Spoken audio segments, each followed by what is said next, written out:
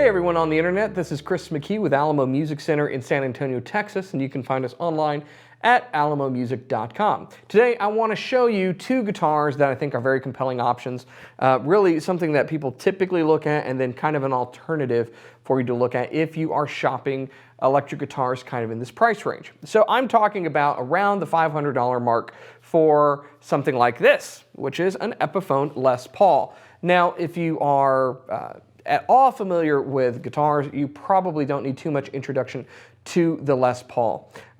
Started back in the 50s, the Les Paul is without a doubt the most successful signature model that's ever been in existence. And if you didn't know it was a signature model, then you are a youngin'. Welcome to our channel. And you should, after this, search for a guy named Les Paul and then prepare to have your mind blown. But back in the 50s, Les Paul and Gibson came out with basically this guitar. This is an Epiphone version. Epiphone started off as an American brand. It was purchased by Gibson and now represents their import line. So these guitars are made offshore, imported into the United States, and with a few exceptions where there are original designs that are Epiphone models, it serves as a more affordable option to a lot of the Gibson guitar models, like the Les Paul in this particular case. They're very, very well-built guitars and allow you to have something like Les Paul at a very affordable price point. I played a Les Paul, an Epiphone Les Paul for years. They're really great guitars. What I want to show you as a comparison is another American brand name, single cut electric guitar with dual humbuckers and a stop tail piece that's around the same price as a very compelling alternative. So if you're kind of been looking at this, but maybe you want to check out something that's similar, I've got something for you. And it is from Gretsch. This is the Gretsch Electromatic Jet BT. So the BT stands for Broadtron. That's the pickups that are here. You can actually get this model in the BT or the FT version. So the BT is $449. It's about $50 less than this Epiphone. It features blacktop Broadtron pickups and a stop tailpiece, whereas the FT version, which you can see a comparison to this guitar of in other videos, has Filtertron blacktop pickups and a licensed Bigsby vibrato on it instead. So let's look at these two guitars. $449, $499, very similar price points, very similar construction. Both feature mahogany bodies, maple tops, same scale length, same number of frets, very similar neck profiles on them, and three-way toggle switching system with a pair of humbuckers. Now, the control layout's a little bit different. The Les Paul has the tried and true two-volume, two-tone controls with a three-way toggle. This has kind of been the recipe since the beginning, and it works very, very well. The Gretsch has a slightly different layout, which is very cool, and I'll show you how it works. But basically, you have a volume for the treble or bridge pickup, a volume for the neck or bass pickup, a master tone that controls both circuits, and then a master volume up here on the horn right at the cutaway. And that allows you to kind of set a blend on the in-between position, so a little bit more treble, a little bit more bass, and then have a master roll-off, which is a really nice option as well. Neither of these come with a case, but at the price, that's pretty typical.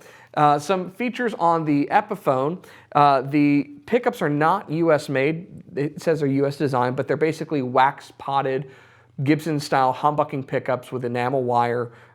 They are a little darker sounding than Gretsch Broadtrons typically. What I have found is that these have a bit more gain, so they push the amp a little bit more. And if you want to clean it up on a gain channel, you have to back the volume off more than you do on the Epiphone. The Epiphone has Grover tuners, Grover branded tuners, whereas the Gretsch has these tuners that have no brand on them whatsoever, but work just fine. So that's pretty much it. They're pretty straightforward. They've got their own look to them. This is, of course, in black, in case you couldn't tell. A nice fingerprint-friendly finish, but it's also available in a number of sunburst options in different colors. Plain top, no flame on these. You can pay more if you want, like a Plus Top Pro, which does have nice flamey maple veneers. This is a laminate maple cap over a chambered mahogany body, so it's a little bit lighter than the Les Paul. And this is black cherry finish with a number of different colors that are available. We're going to run it through this orange Crush 35, which is a great little affordable amp with a nice gain channel on it. So you can hear it dirty, clean, everything in between. Check it out.